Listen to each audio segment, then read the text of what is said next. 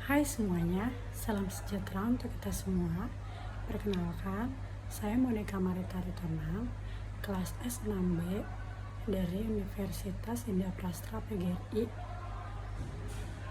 Saya akan membahas tentang skenario pembelajaran dari materi Bahasa Indonesia dengan topik debat isu aktual. Jadi di sini saya akan membahas apa itu debat isu aktual. Nah, debat isu aktual adalah kegiatan adu argumentasi antara dua pihak atau lebih, baik perorangan maupun kelompok, mengenai suatu permasalahan atau isu yang hangat diperbincangkan di masyarakat. Berikut beberapa poin penting mengenai debat isu aktual. Nah, ada isu aktual. Isu aktual merujuk pada permasalahan atau topik yang sedang menjadi perhatian publik saat ini. Isu-isu ini seringkali berkaitan dengan berbagai bidang seperti politik, ekonomi, sosial, budaya, dan lingkungan. Contoh isu aktual antara lain yaitu perubahan iklim, penggunaan media sosial, kebijakan pendidikan, dan perkembangan teknologi. Tujuan debat adalah untuk menguji dan memperkuat argumentasi masing-masing pihak, di mana debat bertujuan untuk memberikan pemahaman yang lebih mendalam mengenai isu dari berbagai sudut pandang. Selain itu, debat dapat melatih kemampuan berpikir kritis, berbicara di depan umum, dan berdiskusi secara santun. Nah, ciri-ciri dari debat isu aktual ini juga mengangkat topik yang relevan dan yang sedang menjadi perhatian publik, yang melibatkan dua argumentasi yang didukung oleh fakta dan data yang dilakukan secara formal dengan aturan yang jelas dan menghasilkan pemahaman yang lebih komprehensif mengenai isu yang diperdebatkan.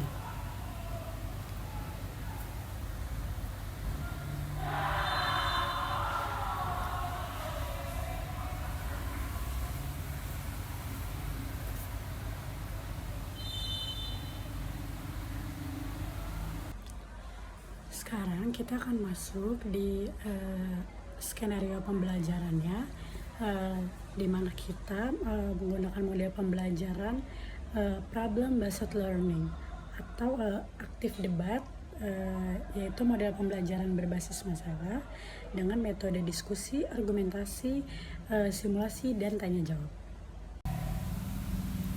Skenario pembelajaran debat isu aktual dalam pembelajaran bahasa Indonesia dengan model pembelajaran berbasis masalah atau PBM dan metode diskusi argumentasi simulasi. Nah, tujuan pembelajaran yaitu pertama, peserta didik mampu mengidentifikasikan isu-isu aktual yang relevan dengan kehidupan sehari-hari. Lalu peserta didik mampu merumuskan argumentasi yang logis dan berdasarkan fakta. Peserta didik mampu menggunakan bahasa Indonesia yang baik dan yang benar dalam berdebat. Peserta didik mampu menghargai perbedaan pendapat dan berdiskusi secara santun. Lalu ada alat dan bahan. Pertama ada artikel atau berita tentang isu-isu aktual, misalnya dampak media sosial, perubahan iklim, atau kebijakan pendidikan. Lalu ada laptop, proyektor jika kita diperlukan, kertas, dan alat tulis. Lalu selanjutnya kita mulai dengan pengenalan. Nah, yang pertama itu guru mulai dengan menampilkan berita atau artikel dengan isu aktual yang sedang hangat diperbincangkan. Nah, yang kedua, guru memfasilitasikan diskusi singkat tentang isu-isu tersebut dengan memancing siswa untuk menyampaikan pendapat mereka. Lalu guru menjelaskan tujuan pembelajaran dan aturan debat. Lalu kita lanjut dengan pembentukan kelompok dan penilaian isu, di mana guru membagi peserta didik menjadi beberapa kelompok, di mana masing-masing kelompok terdiri dari 4 atau 5 orang. Setiap kelompok diberikan tugas untuk memilih posisi di mana pro atau kontra terhadap isu yang dipilih. Tadi kan kita memilih ngebahas tentang contohnya itu dampak dari media sosial terhadap kesehatan mental remaja. Nah, setelah waktu yang diberikan, mereka akan mempersiapkan dari setiap pembicaraan dan tata cara menyampaikan argumentasi. Nah, setelah tadi pembentukan kelompok dan pemilihan isu, kita lanjut dengan persiapan debat. Nah, persiapan debat tersebut yaitu menyelidiki individual dan kelompok, yaitu setiap kelompok melakukan riset dan mengumpulkan informasi yang mendukung posisi mereka. Peserta didik mampu mencari data, fakta, dan contoh relevan dari berbagai sumber, misalnya artikel, jurnal, web, ataupun situs web yang resmi. Nah, peserta didik berdiskusi dalam kelompok untuk merumuskan argumentasi yang kuat dan menyusun strategi debat tersebut. Nah, lalu setiap kelompok pun berlatih untuk menyampaikan argumentasi secara efektif. Nah, sekarang kita masuk di bagian debat. Setelah tadi kita ngebahas mulai dari pengenalan, terus juga pembentukan kelompok dan pengenalan isu, tadi persiapan debat, sekarang kita masuk di debat. Nah, di debat, setiap kelompok dapat menyampaikan argumen mereka secara bergantian. Lalu setiap kelompok diberikan kesempatan untuk menyanggah argumen dari kelompok lain. Nah, guru menjadi moderator debat, memastikan debat berjalan, dan memastikan dengan lancar dan yang terkait. Lalu kita masuk di di bagian refleksi, di mana guru memfasilitasikan diskusi kelas untuk merefleksikan proses debat dan hasil yang dicapai peserta didik, di mana peserta didik berbagi pengalaman dan pelajaran yang mereka peroleh selama kegiatan.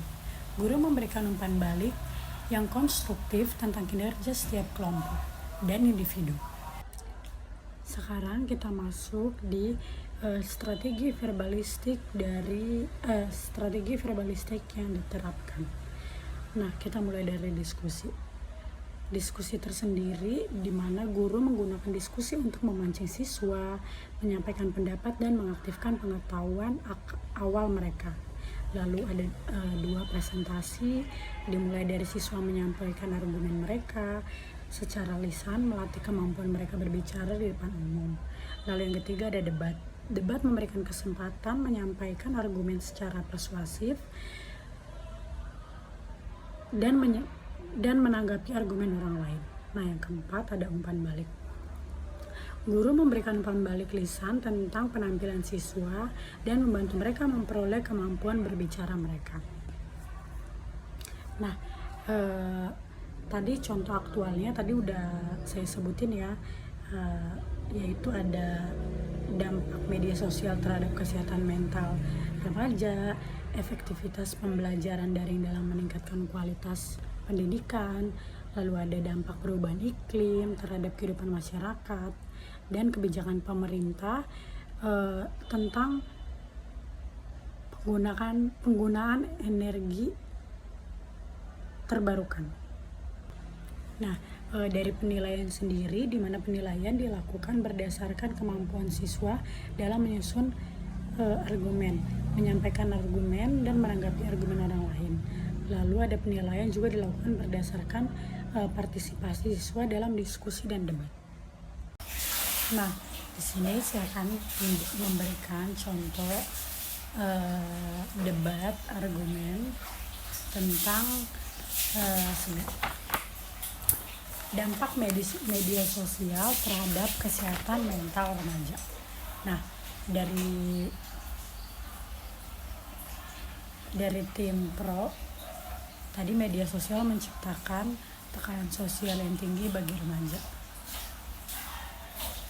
Nah, mereka terus-menerus melihat kehidupan orang lain yang tampak sempurna, yang dapat menyebabkan perasaan iri, tidak aman, dan rendah diri.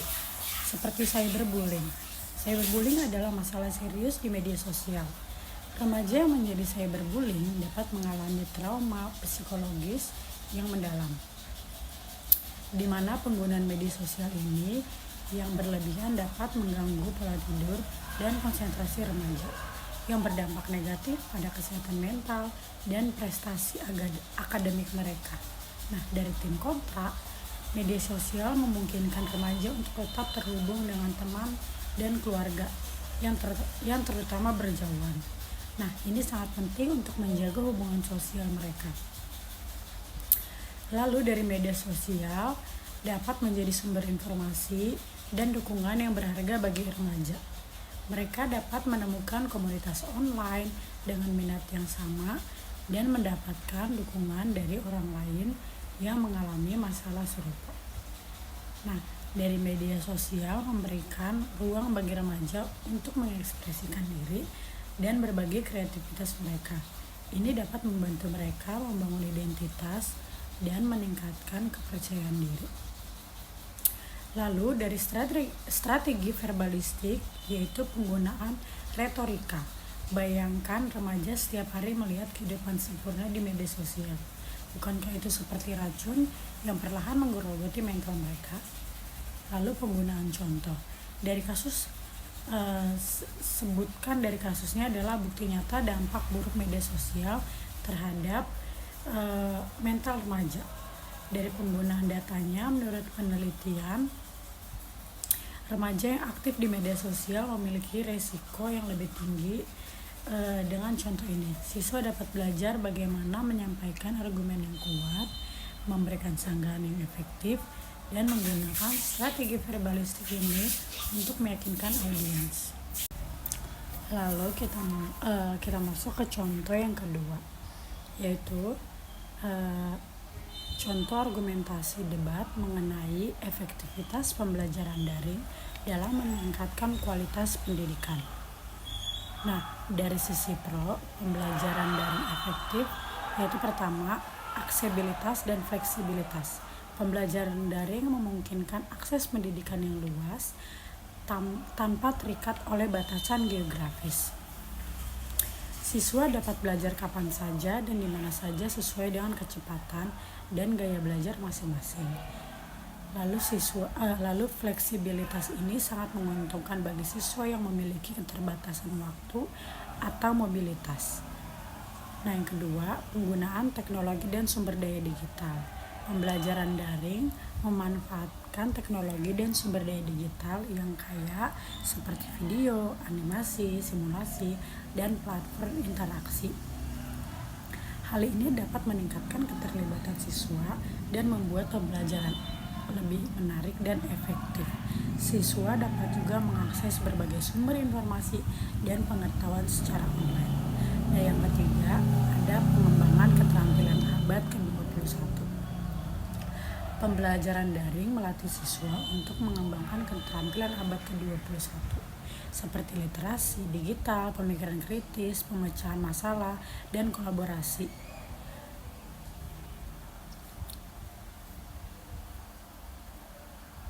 Keterampilan ini sangat penting untuk sukses di era digital saat ini.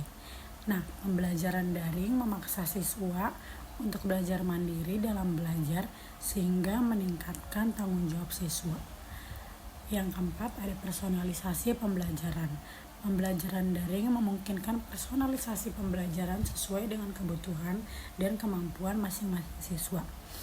Lalu dari platform pembelajaran daring dapat menyesuaikan materi dan kecepatan pembelajaran berdasarkan kinerja siswa.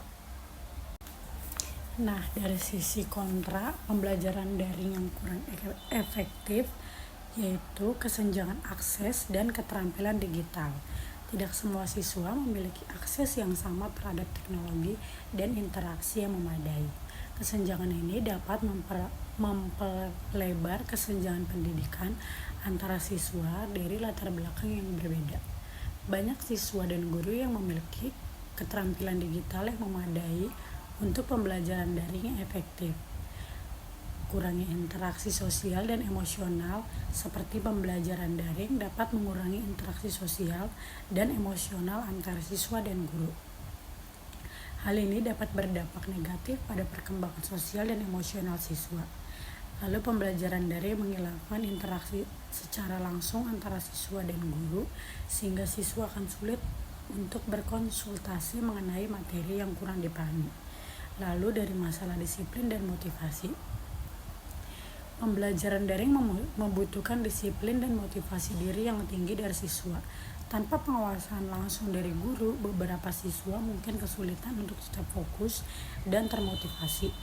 Banyaknya distraksi di rumah seperti televisi, handphone, dan keluarga membuat siswa kesulitan untuk berkonsentrasi pada materi yang diberikan. Nah, kualitas pembelajaran yang bervariasi, yaitu kualitas pembelajaran daring sangat bervariasi, tergantung pada platform, materi, dan metode pengajaran yang digunakan. Karena tidak semua pembelajaran daring memberikan pengalaman belajar yang efektif dan berkualitas penting. Nah, poin penting di sini yaitu efektivitas pembelajaran daring sangat bergantung pada bagaimana pembelajaran tersebut dirancang dan diimplementasikan. Penting untuk mengatasi kesenjangan akses dan keterampilan digital, serta memastikan kualitas pembelajaran daring yang tinggi. Pembelajaran daring bisa menjadi sangat efektif jika digabungkan dengan pembelajaran tatap muka atau yang sering kita dengar dengan istilah hybrid learning. Sekarang kita masuk ke contoh isu aktual yang ketiga, yaitu mengenai dampak perubahan iklim terhadap perubahan kehidupan masyarakat. Nah, topik debatnya yaitu apakah perubahan iklim memberikan dampak yang signifikan terhadap perubahan kehidupan masyarakat. Nah, dari tim pro mendukung dampak signifikan. Dari pembicara 1, perubahan iklim bukan lagi sekadar isu lingkungan, tetapi telah menjadi krisis kemanusiaan. Peningkatan suhu global menyebabkan bencana alam yang semakin sering dan dahsyat seperti banjir, kekeringan, dan badai. Bencana-bencana ini menghancurkan rumah, infrastruktur, dan mata pencarian masyarakat memaksakan jutaan orang mengungsi dan hidup dalam ketidakpastian. Nah, dari pembicara 2, perubahan iklim juga mengancam ketahanan pangan. Perubahan pola cuaca mengganggu produksi pertanian, menyebabkan gagal panen dan kelangkaan pangan. Hal ini berdampak pada kenaikan harga bahan makanan yang paling dirasakan oleh masyarakat miskin dan rentan. Selain itu, perubahan iklim juga memicu penyebaran penyakit seperti malaria dan demam berdarah yang semakin memperburuk kesehatan masyarakat. Nah, dari pembicara 3, kenaikan permukaan air laut yang disebabkan oleh mencairnya es di kutub mengancam wilayah pesisir. Banyak komunitas pesisir harus menghadapi resiko banjirop dan kehilangan tempat tinggal. Ini akan menyebabkan gelombang pengungsian besar-besaran dan konflik sosial. Lalu kita masuk ke tim kontra yang menolak dampak signifikan atau menekankan adaptasi. Nah, dari pembicaraan 1, memang benar perubahan iklim terjadi, tetapi dampaknya seringkali dibesar-besarkan. Masyarakat telah beradaptasi dengan perubahan iklim selama berabad-abad. Teknologi dan inovasi memungkinkan kita untuk mengatasi tantangan yang ditimbulkan oleh perubahan iklim. Lalu dari pembicara 2, fokus pada dampak negatif perubahan iklim dapat menyebabkan kepanikan dan ketakutan yang tidak perlu. Penting bahwa diingat, manusia memiliki kemampuan untuk beradaptasi dan menemukan solusi. Investasi dalam infrastruktur teknologi tahan iklim, teknologi pertanian berkelanjutan, dan sistem peringatan dini dapat membantu mengurangi dampak perubahan iklim. Lalu dari pembicara 3, perubahan iklim adalah masalah global yang kompleks dan solusinya membutuhkan kerjasama internasional. Terlalu fokus pada dampak negatif dapat menghambat upaya untuk menekan solusi yang efektif dan berkelanjutan. Penting untuk berfokus pada tindak nyata seperti mengurangi emisi gas rumah kaca dan mempromosikan energi terbarukan. Nah, poin-poin penting dalam debat ini yaitu Bukti ilmiah tentang perubahan iklim dan dampaknya. Dampak perubahan iklim terhadap berbagai aspek kehidupan masyarakat seperti sosial, ekonomi, kesehatan, dan lain-lain. Kemampuan masyarakat untuk beradaptasi dengan perubahan iklim, peran pemerintah, sektor swasta, dan masyarakat sipil dalam mengatasi perubahan iklim. Nah, yang terakhir, dari contoh debat isu aktual mengenai dampak kebijakan pemerintah tentang penggunaan energi yang terbarukan. Nah, topiknya, apakah kebijakan pemerintah saat ini sudah cukup efektif dalam mendorong penggunaan energi terbarukan? Dari sisi pro, mendukung kebijakan pemerintah. Argumentasi pertama yaitu kontribusi pada mitigasi perubahan iklim. Kebijakan pemerintah seperti insentif pajak dan target penggunaan energi terbarukan telah membantu mengurangi emisi gas rumah kaca. Peningkatan penggunaan energi terbarukan adalah langkah penting dalam memerangi perubahan iklim dan melindungi lingkungan. Nah, dari argumen 2, diversifikasi sumber energi. Kebijakan pemerintah mendorong diversifikasi sumber energi, mengurangi ketergantungan pada bahan bakar fosil yang terbatas dan fluktuatif harganya. Energi terbarukan seperti tenaga surya dan angin memberikan keamanan energi jangka panjang. Lalu dari argumen 3, menciptakan lapangan kerja dan pertumbuhan ekonomi. Investasi dalam energi terbarukan menciptakan lapangan kerja baru di sektor manufaktur, instalasi, dan pemeliharaan. Industri energi terbarukan yang berkembang pesat dan menjadi motor pertumbuhan ekonomi baru. Lalu ada argumen 4, kemajuan teknologi. Kebijakan pemerintah mendorong adanya inovasi dan perkembangan teknologi di sektor energi terbarukan, sehingga membuat harga dari energi terbarukan semakin terjangkau.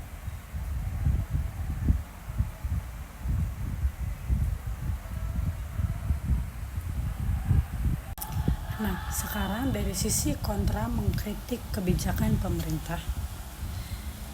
Dari argumen 1, lambatnya implementasi. Meskipun ada kebijakan, implementasinya seringkali lambat dan tidak konsisten.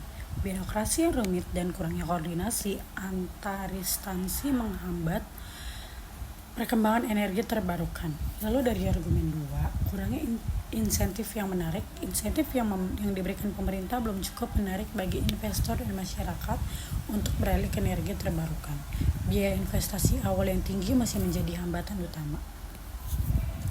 Lalu dari argumen 3, infrastruktur yang belum memadai. Infrastruktur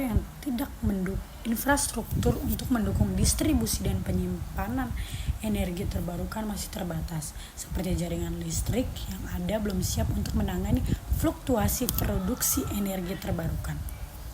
Nah, dari argumen 4, dampak lingkungan dari infrastruktur energi terbarukan.